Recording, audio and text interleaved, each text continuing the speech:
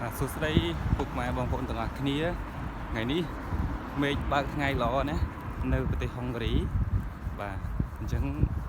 នៅនេះគឺពេលឃើញមេឃបើកថ្ងៃគឺសប្បាយចិត្តហើយអាកាសធាតុនៅទីនេះគឺប្រែប្រួលរហ័សដូចជាម្សិលមិញមានភ្លៀងមេឃស្រអាប់បើកថ្ងៃខ្លះថ្ងៃហ្នឹងគឺបើកថ្ងៃខ្លាំងមែនទែននេះគឺជាទស្សនវិជ្ជានៅក្នុងសាកលវិទ្យាល័យរបស់ខ្ញុំបានដើរទៅសាលារៀននៅទីនេះប្រហែលជាម៉ោង12ជាងហើយអញ្ចឹងខ្ញុំ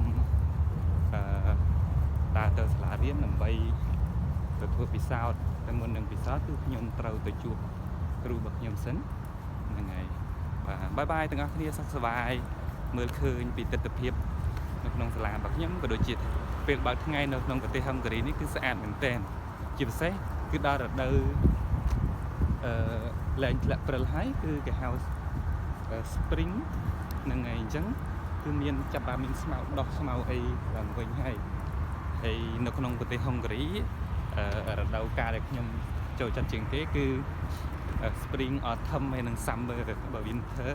អត់សូវចូលចិត្តទេវាត្រជាក់ពេកហ្នឹងហើយអរគុណសុខសប្បាយទាំងអស់គ្នាពីប្រទេសហុងការីបាទសួស្តីពុកម៉ែបងប្អូនទាំងអស់គ្នានេះគឺជាទស្សនវិជ្ជានៅអគារតាមផ្លូវដែលខ្ញុំកំពុងដើរទៅសាលារៀនហើយអគារគេមានលក្ខណៈស្អាតមែនទែនហើយពេលបើកថ្ងៃអញ្ចឹងគឺស្អាតថ្ងៃនេះគឺមានភាពបើកថ្ងៃស្រឡះល្អហើយអានេះគឺជា